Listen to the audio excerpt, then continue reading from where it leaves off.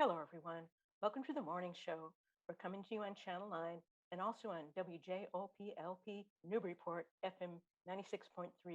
We're also live streaming on Newburyport Community Media's YouTube channel at ncmhub.org. I'm your host, Mary Jacobsen, and I'm delighted to welcome you to today's show. We have Theodora Hanna here. She's the co-CEO of Tech Goes Home, and she's going to be talking to us about their work on digital inclusion.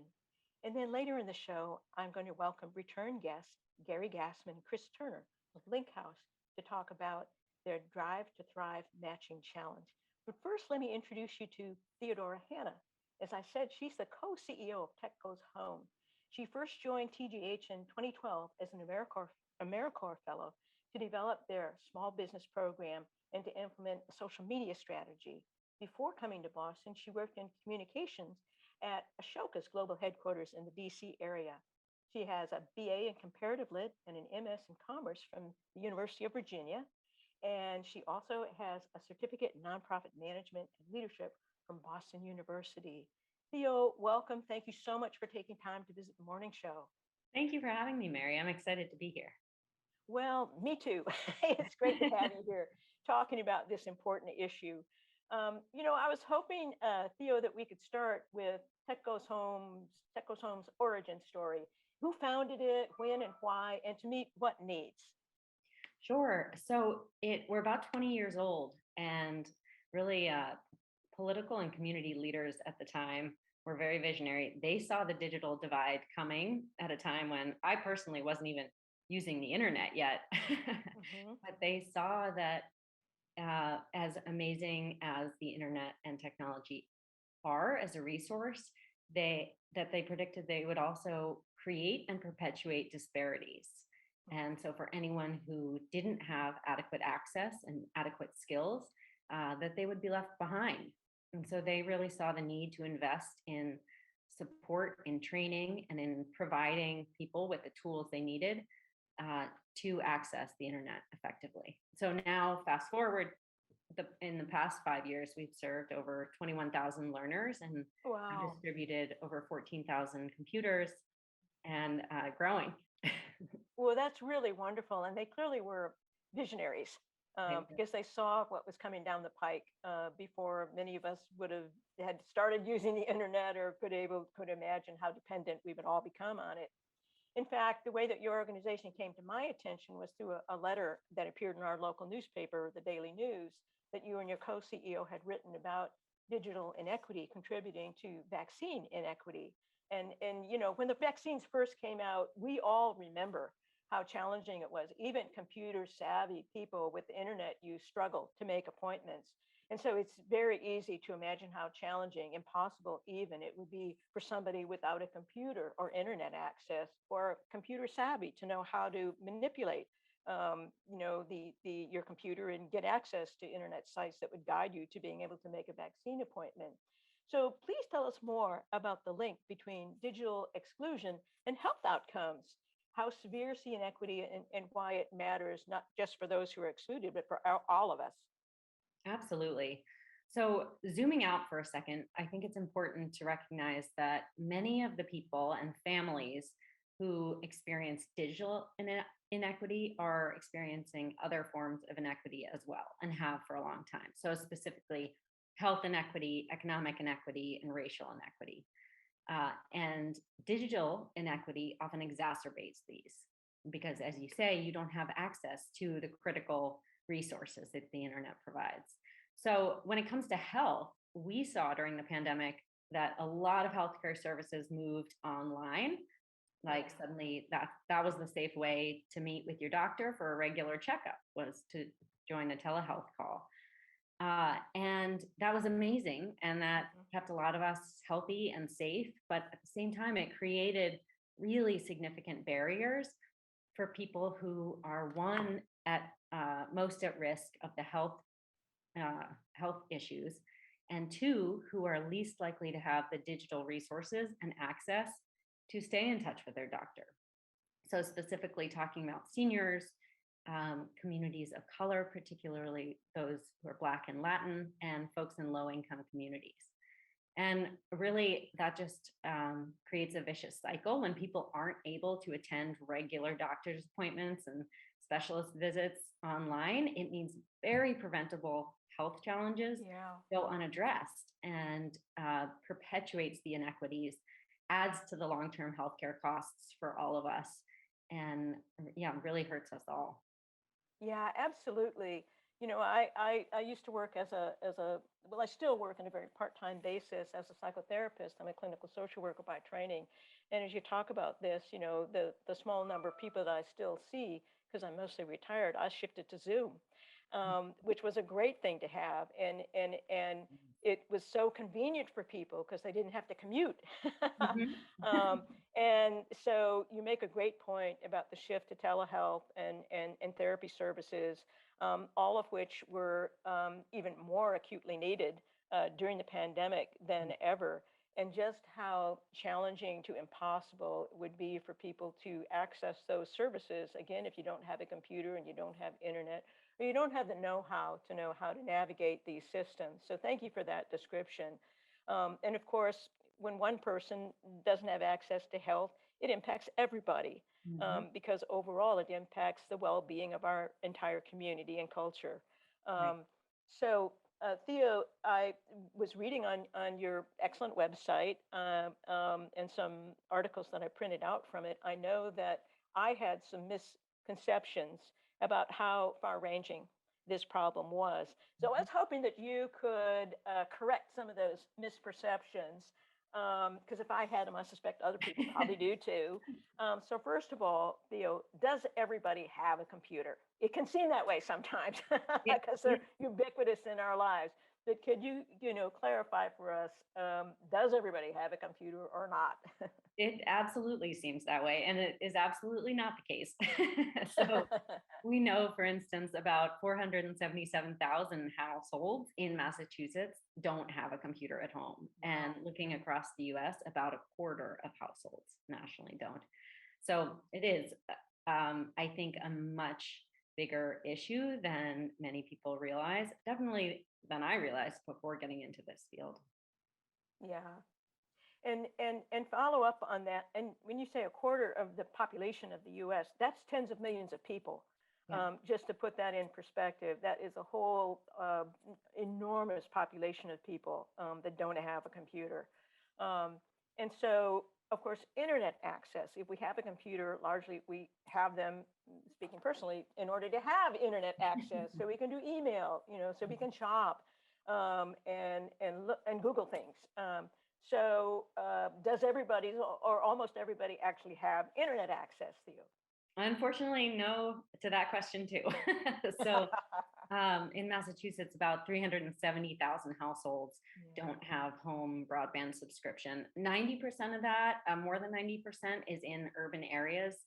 And then looking nationally, about 59% of low income parents say that their child struggles to complete schoolwork because of obstacles like not having a computer or not having internet at home. Yeah, and of course, the shift to offsite learning, in-home learning for public schools or and private schools was dramatic last year. And so, what an inequity then, if you're from a family that can't afford to have computers and the internet, just your child's education is Mhm. going to be hugely impacted by that Absolutely. deficit. So thanks for filling in the scope of that inequity. And then, of course, you might have a computer, you might have internet access, but you have to know how to use them. You do, or else it's just a paperweight. I mean, we don't have mouses anymore. So, well, maybe some people do. But so could you clue us in on that as well? Does everybody know how to use computers and the internet? Definitely not. And although it's on a spectrum, not to the extent that they need to meet their Okay. most pressing needs. So, for instance, nationally, 1 in 3 workers don't have basic digital skills that they need to compete and be successful in the workforce. We had a learner recently in one of our courses who came in not knowing how to turn on a computer, which is quite common in our courses, But by the second week, he created an Indeed account on his own. He was Oh, uploading a resume, he was applying to jobs.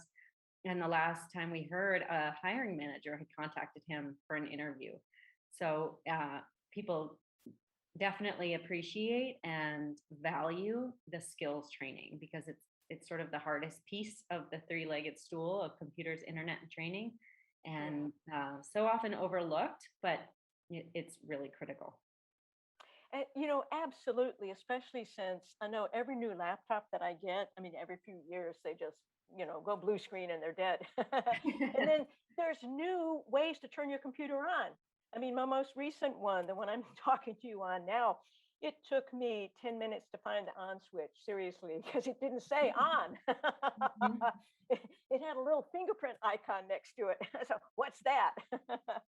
And you never get a manual anymore. There's nothing, you can't open a book and find a page and read about it. You have to kind of, and I think the younger people are, if you've grown up with computers, you just tinker with it until it comes on and then you figure out. But I'm still of a generation that kind of, is afraid we'll break something. Oh, So, well, it changes so fast. Technology and the yeah, internet is absolutely. evolving so fast. And if you can kind of get on the train and keep up and continue to teach yourself as you go along, then you can keep up. But if you don't have a ticket to get on that train, then it's long gone. Yeah, you'll be still looking for the on switch, even if you have a computer. Yep. And so that's part of the instruction that you do. And clearly it's critically important for people, as you've explained, and we can all identify with. Well, you referenced this briefly in your introduction about the origin story, but I was hoping you could fill in the pieces a little bit more about how current digital inequities are really rooted in past generational and inherited economic and social inequities, ones that have been there all along, but are now showing up in this new high tech form. So, Mhm. could you fill in the pieces of that so we understand better the roots of this problem go way back? Yeah, and so to put some numbers to it, because it is absolutely a social and racial justice issue, um, about one third of white seniors aren't ready to access telemedicine, as we were talking about earlier, which is so critical, particularly right now during the pandemic. And if you look at Latin seniors, it's more than double, 71%. Yeah. And Black seniors, it's nearly double, it's 60%, aren't ready for telemedicine. And so, again, are going to suffer the huge inequities in the digital world, but also the health world. And then workforce readiness and economic opportunity has a really similar outlook. So, about a quarter of white workers have limited or no digital skills. And you again double that for Black and Latin workers at 50 and 57%, respectively. And then looking at the socioeconomic barriers, that plays a huge role as well and mirrors digital equity and inequity. So, nearly half of adults with household incomes under $30,000 don't have home broadband or a computer. Whereas if you look at household incomes of $100,000 and up, nearly everyone does. Yeah. So the disparity just really gets acute across racial and socioeconomic lines. And that is why we partner with the people, the communities, and the organizations that we partner with, because we work with those, working with people who are most affected by the structural injustices that are at the root of digital exclusion and that have been happening for generations upon generations. And we believe that you really need to end digital exclusion in order to help end social and racial injustice. It's not the whole puzzle by any means, but it's a critical piece. It absolutely in today's world, and more and more we hear the phrase um, diversity, equity, and inclusion, and more organizations have a DEI officer. But an important part of that is, of course, digital inclusion, Mhm. because as you point out, without digital inclusion, it makes it much more complicated to have economic inclusion.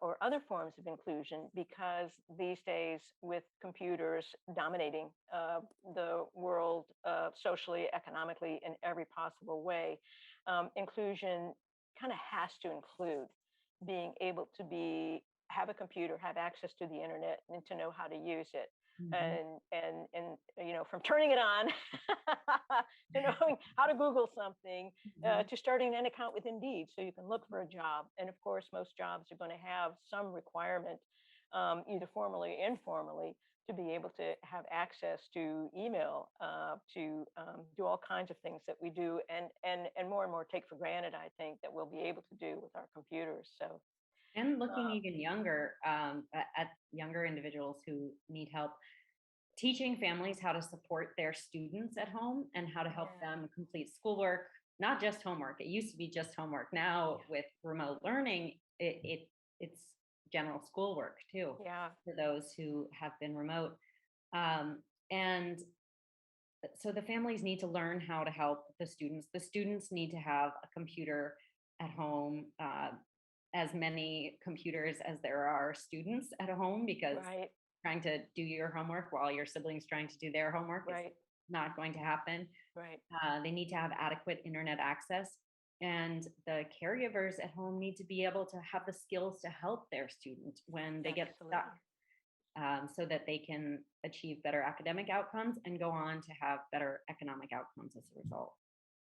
So it's a convergence of needs and benefits for all the generations in a family, in Mhm. other words. Absolutely. So, and in fact, I wanted to ask you about the target audiences for your services, the age range, the communities you serve, and your model for delivering services. You referenced a three-legged stool Mhm. earlier, and I hope you could talk a little bit about what those three legs are. And I was intrigued by the phrase curated support that Mhm. appeared on your website. So maybe you could tell us what the curated support means as well. Yeah, definitely. So the learners that we serve, it's really people of all ages. So the youngest, I think, so far has been 3. The oldest was Oh, wow. 94. Our oldest graduate so far was a 94-year-old Tuskegee Airman who completed Techless Home No at a kidding. local library branch. Yes, Wow. in Enoch Woodhouse. And it's primarily people who have low income households. So 90% live in very low income households. About 90% are people of color. Specifically, 41% are Black and 31% are Latin. About half are English language learners, and about a third of the adults coming in are unemployed.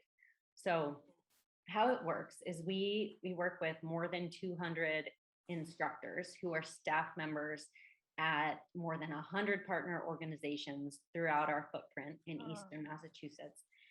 They are really the front lines of Techless Home. They are incredible, dedicated, talented people, school teachers, librarians, community center staff. Theo, you appear to have frozen briefly. Uh, Responsive. there we go. There we are. There you go. They deliver community centric and culturally responsive digital skills training. So it's 15 hours, and it's really tailored to the people in their class, whether the people in their class need help with jobs, help with school access, communicating with their child's teacher, whether they need help accessing a doctor's appointment or registering to vote or filling out the census or ordering groceries, whatever it is, the instructor is a member of the community and a really trusted community pillar. And so we support them on the back end, and then they can go on to deliver the really curated, um, individualized, and customized support to our learners. And so our learners go through the free 15 hours of training. They get a new computer for each household. And if they don't have quality, affordable access at home, we provide a year of internet. So Oh, we really put it to them, because I I can't tell what is a sustainable, affordable plan for yeah. in someone else's household budget.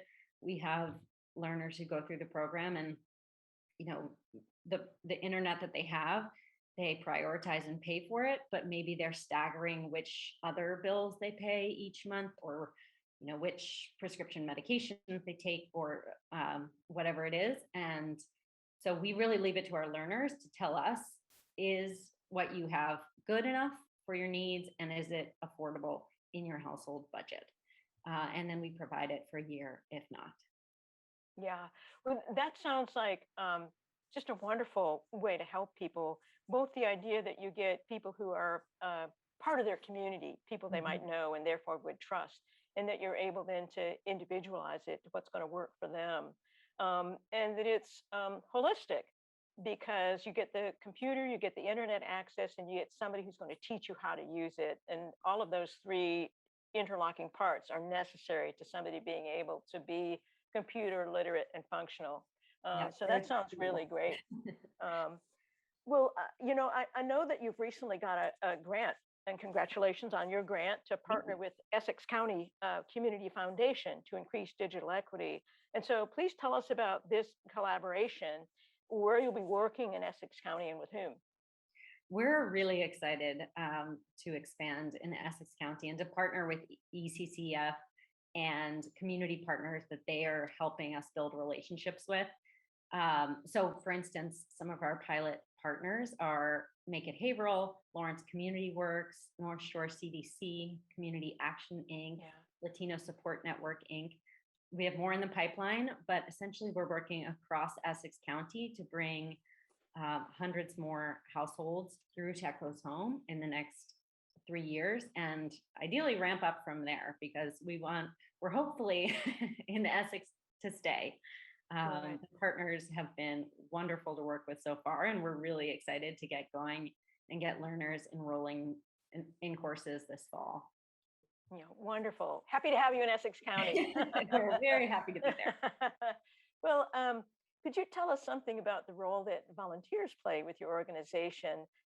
Because there might be somebody listening who will be intrigued and want to help out. And I got the impression from your website, has a pretty expansive narrative about the role that volunteers can play and the benefits of it. Could you talk a little bit about what kinds of things your volunteers do with and for you? Sure. So right now, our volunteer program we continue to build out, but right now volunteers are really focusing on creating tutorials and learning resources for our learners, doing webinars, translating materials, helping with our follow-up surveys. So we do a ton of data collection. We survey learners coming into the course, leaving the course, and then a year later on the impact that Tech Goes Home has had, and what their participation in Tech Goes Home has helped them achieve. And that's a really fun volunteer opportunity because, Oh, yeah. well, as long as you can get someone on the phone, which is not always easy in our busy world, but then our volunteers have these amazing conversations with learners, just hearing directly, what have you been able to go on and do because of the skills, the computer, and the internet access Yeah. that you received. So I think it's really gratifying for our volunteers to know that they're helping people sort of get their feet under them in the digital world Absolutely. and learn how to meet their needs. Yeah. Such a highly impactful way to invest your volunteer hours, knowing the huge impact that it will have on the people that you're helping. Um, Theo, I was hoping that you could share with us maybe a couple of your favorite success stories, ones that really illustrate the way Tech Goes Home has tangibly changed people's lives. So, a couple of your favorites. Yes, definitely. I being here 9 years and meeting so many incredible learners and incredible instructors, it's um, hard to pick my favorites. But we recently had a learner who was a victim of domestic abuse, and Mm, she was separated from her children. She was living out of her car. She took the Tech mm. Goes Home course from her car. Oh my Uh, gosh. yeah, I just the dedication to Yeah. completing the training and to gathering the skills that she needed despite enormous barriers that she was facing. So she used the skills she learned to find resources and get help for her situation. Wow. And that's the kind of work we're doing. It's not, we're very much not about kind of going into a community or going to a family and saying, you should do X, Y, Z. We know exactly what you need. It's really about helping people, providing support, equipping people with the tools so that they can then achieve what they need to achieve. They can meet their needs because they know much better than we do. And if we can just kind of help provide the bridge, then our learners are really the ones who go on to meet their own challenges. Yeah. So we have, we sometimes hear from parents or grandparents. Recently, we had a grandmother who need to help their children with schoolwork at home and can't because they don't feel comfortable, don't have the skills to use computers or the internet, and because of the 15 hours of Tech Goes Home training, are then able to help their children succeed in school and get to spend 15 hours with their child, which is really, again, in our busy lives, I think a rare and valuable experience of just getting to learn parent or caregiver and child together from the child's teacher and get to build that relationship with the child's teacher. So I know we had, not so long ago, we had a course of teenagers, and those are typically harder to pin down because teenagers have pretty big busy schedules. I can imagine. But one, they were having a discussion about why the teenagers were participating in the course, why they wanted to do it. And one male teenager, I think he was about 16 years old, said that he was doing it because he wanted to spend time with his mother. His mother used to have a job where she would drive with him around in the car. And so they got to spend a lot of time together. She got a different job and they didn't spend as much time together. Yeah. And so this was an opportunity to spend time with her. And just like hearing that from a 16-year-old. Yeah. So it really, the learning is invaluable, but the experience building relationships with each other, with other families in your community or in your school, and with, again, the community leaders who are the instructors, the librarian at the local library branch, so that you can come back and do other courses at the library, so you can come back and do other programs at your child's school because you have that one-to-one relationship now. Yeah. I think that's really sort of where the magic comes in. Well, it is a kind of magic, isn't it? Because it's clear that with the digital inclusion work that you do, you change people's lives clearly for the better. In some ways you might anticipate, and in some ways it is magic to hear about a parent who's finally able to really provide the assistance they, I'm sure, must really have wanted to their kid, or the 16-year-old that wants to spend more time with family members. Those are truly magical. So thank you for those stories. They're really great. I'm curious to find out, Theo, I think you said it's 9 years now you've been with Tech Goes Home. Yes. So what have you found yourself just to be most personally meaningful about the work that you're able to do through Tech Goes Home?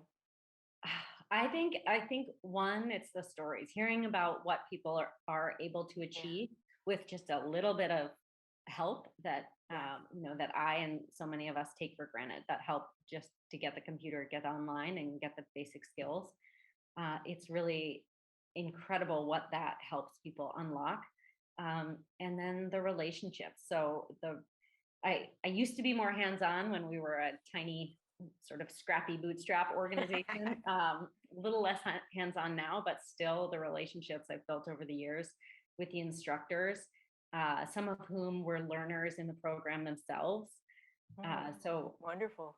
Yeah, so they've been through the program, they saw the benefit in their own lives, and then they wanted to continue that cycle and help other families and other individuals go through the program.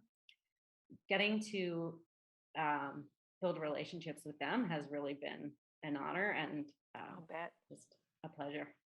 I'll bet. Absolutely. Well, Theo, as a final question for you today, if people want to learn more about Tech Goes Home, if they might be interested in volunteering, or if they would like access to your services or know somebody who would benefit from your curated approach, where can people get the information to help them with those outcomes? So our website is one great place, techgoeshome.org. Also, we're on all sorts of social media channels at Tech Goes Home. And then if for folks who are in our current footprint, often the best way to get access to the services to a Tech Goes Home course is through, the local library, your child's school. If for those who are not yet in our footprint, like most people in Essex County, because we're new there, Yeah. definitely reaching out to the partner organizations I've mentioned, or just to us directly. Info@techgoeshome.org.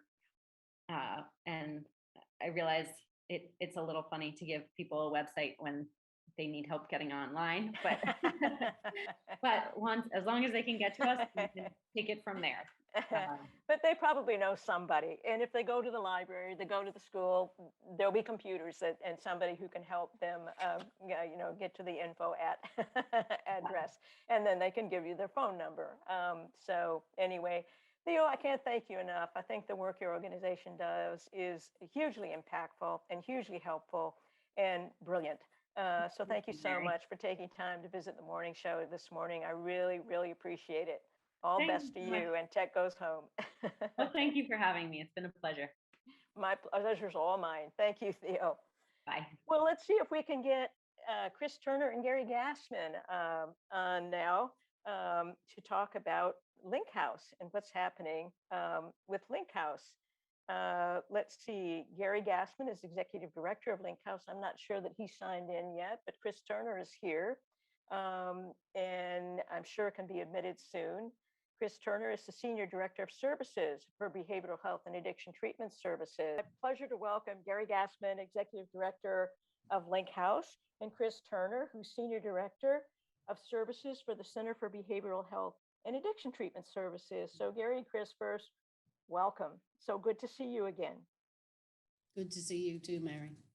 Thanks for having us back. Yeah, my pleasure. You we guys were trying to figure out, it's been at least a year since we were last with you. Has been. Yeah. But I refer to you both as community treasures, as is Link House itself.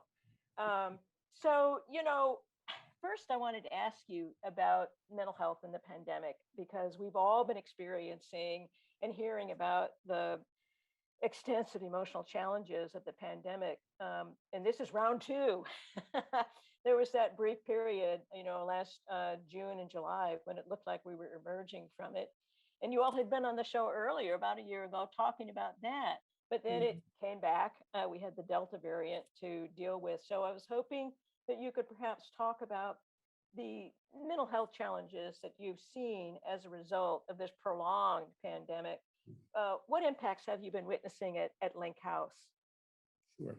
You want to? Yeah. Yeah. I mean, it's varied, and we have to talk about both the staff's reaction as well as our client population reaction. From the staff's perspective, it's been going on for quite a while, and there's a sense of fatigue.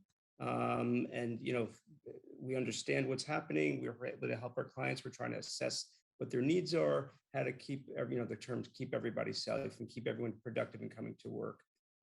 Fortunately for us as an organization, we've been extremely, I'd say, fortunate, and luck plays a small factor, that all of our staff are still with us. We've lost no staff during the pandemic due to pandemic-related issues. Right. And that's not the case for all agencies, as you can imagine. Yeah. So we're very fortunate from that respect. Without the staff, we wouldn't be able to run the programs. And especially in the residential programs, where the potential for catching COVID is much greater than walking into a cafe for a minute. So because they're there 8 hours a day, every day. So yeah, and it really had an impact, I think, on the residential landscape, in that the clients, patients, and staff are there 24/7. For 6 months, probably they're seeing the same faces 24/7, and there's restrictions on what they can do in order to keep everybody safe. So they've had to deal with all sorts of different, behavioral issues and emotional issues and panic and anxiety and paranoia. And, that's fed by the media and the public. So, I would like to just give a shout out to the residential staff and clients for hanging in there through our first pandemic, and being as successful as they have been still with their recovery. Yeah, shout out for sure. I mean, that it's remarkable that you've been able to keep everybody. That's really wonderful. Good for you. Um, and yeah, I can only imagine the challenges of being in a residential program, which is a bit of a restricted environment to begin with, but then to have the pandemic restrictions added to that just exacerbates everything. Yes, I mean, we had to change a lot of things, like visiting policies, people being able to see their families and friends and partners and children, and the effect that that has on everybody's morale is pretty intense. Yeah. Yeah, in addition to their perceived peer supports, most of our clients do go to the Fellowship for Support. Gary and Chris, there you go. You froze for a bit. Yeah. And so for many, they were struggling with just who are their supports at the moment, and having Zoom AA meetings is not the same as being in person in a building together, sitting shoulder to shoulder. And while that's come back more lately, a lot of the sites that host the meetings or allow the meetings to happen have been hesitant to open them back up fully. And there's certain restrictions, and some of it's a little confusing as to what they can and can't do. And do you wear masks? Do you not wear masks? And each site's a little different with that. Yeah. I'm curious to find out, Chris, you deal with the outpatient services, and a couple of things, both, have you been seeing the uptick we've all been reading about with anxiety and depression, that have, severely impacted the whole country? And are you pretty much still using Zoom to work with people, or do you have in-office work available now? Yeah, we actually do both right now. In July, we decided, to come back for as many people who we try to accommodate the clients, comfort level also, as well as the therapist. But we attempted to come back in July, August, and I would say we're 75% in person right now in the office. Some people prefer still to do telehealth, and we can accommodate that when it's necessary, when it works out. But it's good to start seeing faces again in the office. Oh, I'm sure. Yeah. It's good for everybody. It's good for the morale of the staff, but it's really good for the patients, I think, to start seeing real faces again.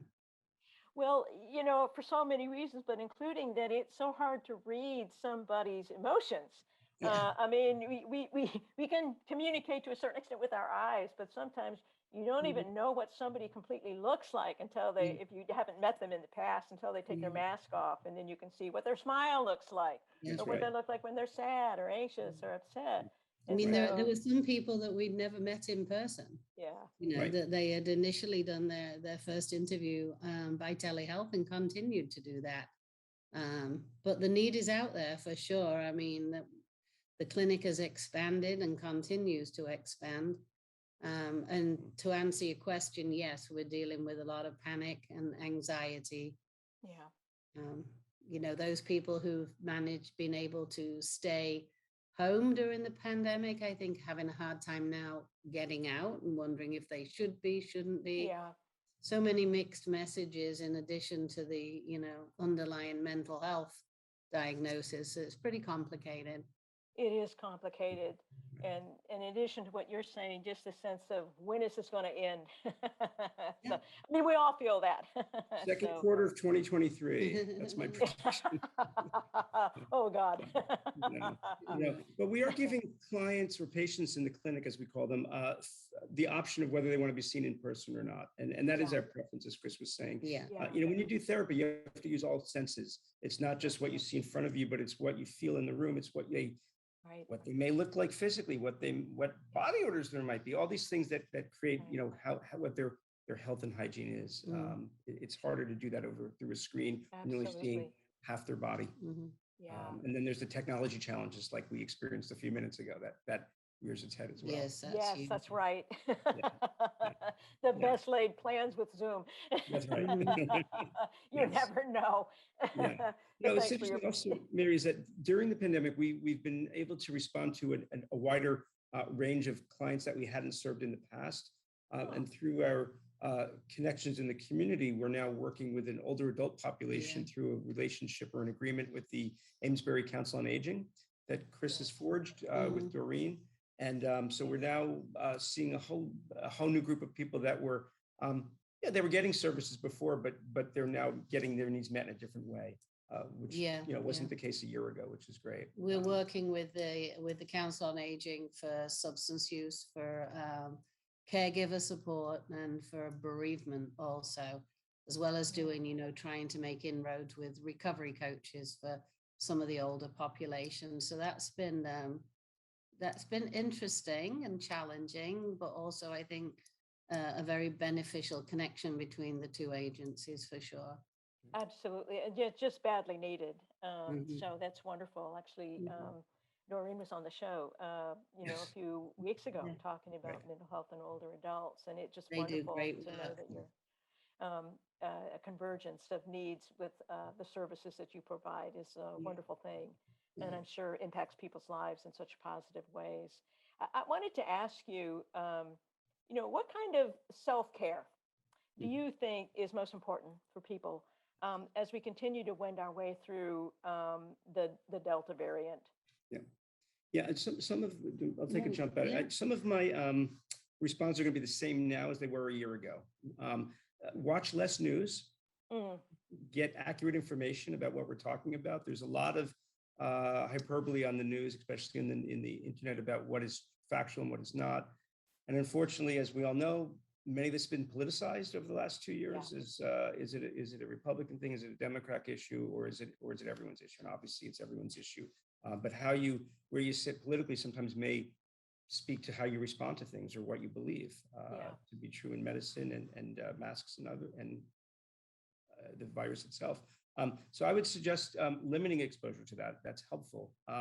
Spending time away from the computer, because a lot of people's lives now are based through telecommunications in general. So being outside, spending time in nature, spending time with friends. I think it's safe to go back in the water now. And to kind of resume a normal life if you can, with following whatever guidelines are in place from the CDC and the government.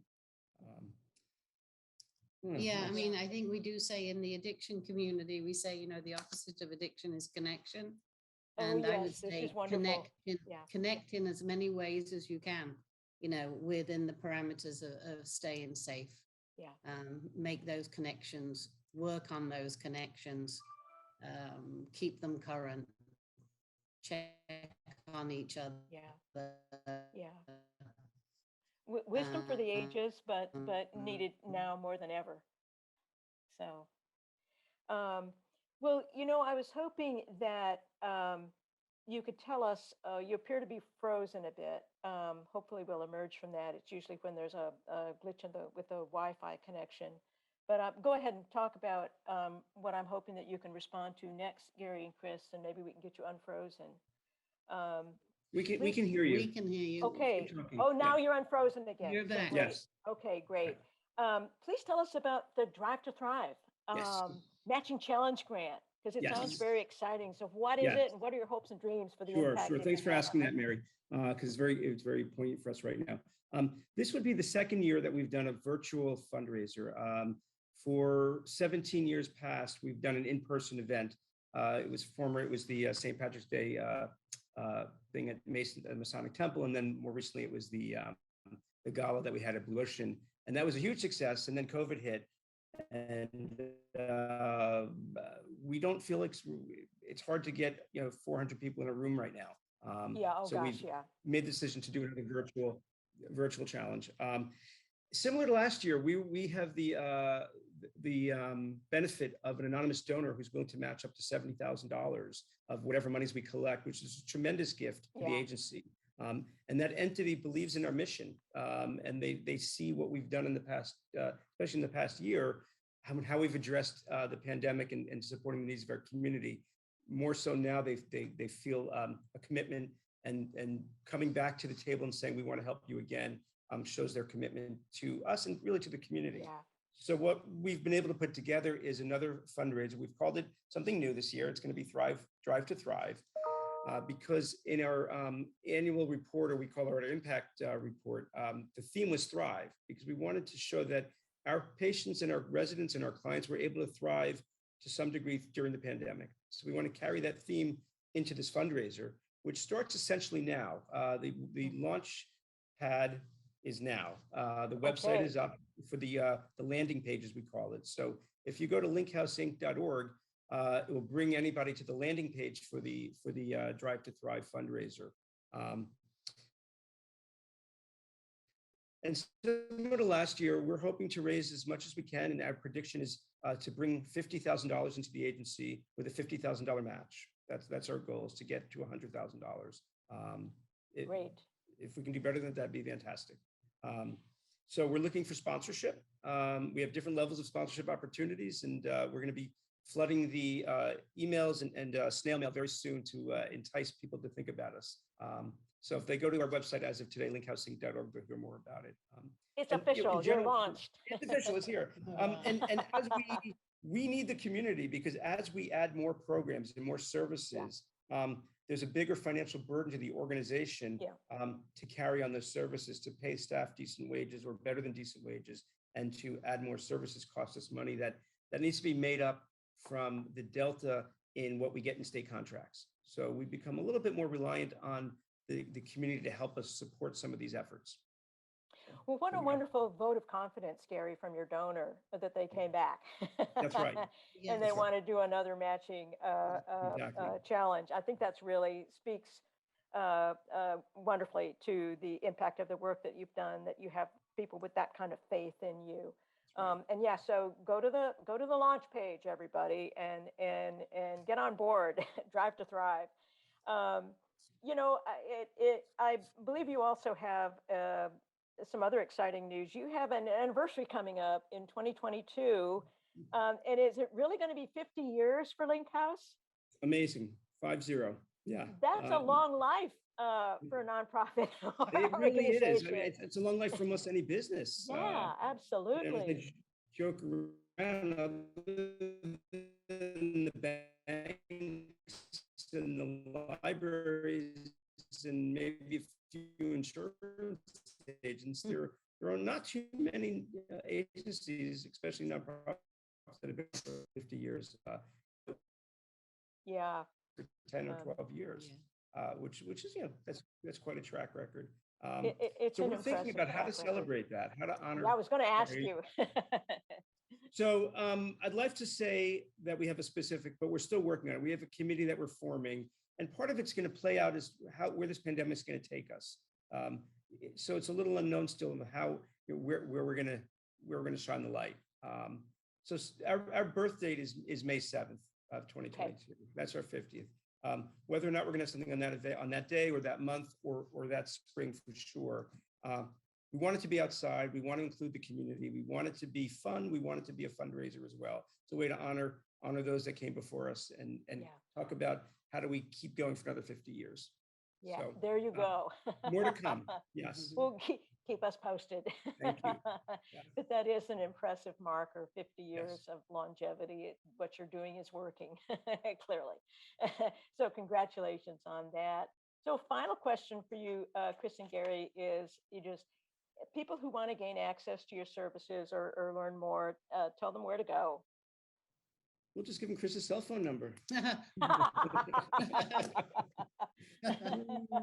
So we have a website actually that covers everything, linkhousinc.org, and they will find everything they need on that website, how to access every program, and the phone numbers for every program are there, plus they can also email us, and that information is there too. Yeah, and Yeah. Chris and I are always available, and our emails are on the website. Yeah. So we're always available to answer any calls. We actually do get a fair number of calls from family members concerned about Yeah. loved ones and how do we Yeah. access services. And our answer is always the same: come talk to us, and we'll help you Yeah. out. We'll Yeah. figure out a pathway, whether you're a client or Wonderful. not. Yeah. It's a I will personal say touch. that, if you contact us, we will make sure that you get help one way or another. If we can't help you, we'll put you in touch with somebody who can. Yeah. You're not just going to walk out the door without a solution. That's my goal Right. with every client that walks through the door or picks up the phone. So Right. Yeah, we have a lot of community partners that we work with, so that if we're not the right fit or the right level of care, we have many other options to help individuals. In other words, if you call, there'll be an outcome. Or if you Yes. stop Yeah. by, Yes. there'll be an outcome. That's And that's correct. probably why you've been around for 50 years. So congrats on that again. And don't forget to check out the launch page.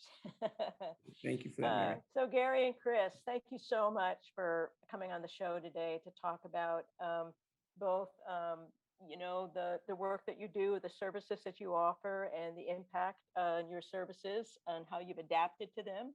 And also the very exciting news about the Drive to Thrive and your upcoming anniversary. Thank you so much. You are both individually and as an organization community treasures indeed. So thank you so much. It's great to see you and talk Thank to you. you, Keep Mary. us posted on the May celebration. Yes, maybe you have us Yeah. back in the spring. We can talk more about There you it. go.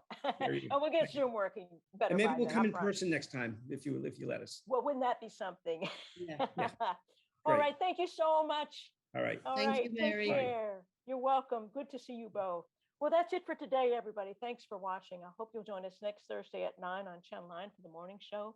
If you missed any part of today's show, it'll be available for viewing on Port Media's YouTube channel playlist for the morning show at www.ncmhub.org. Just click on the YouTube icon, hit playlist, and scroll down.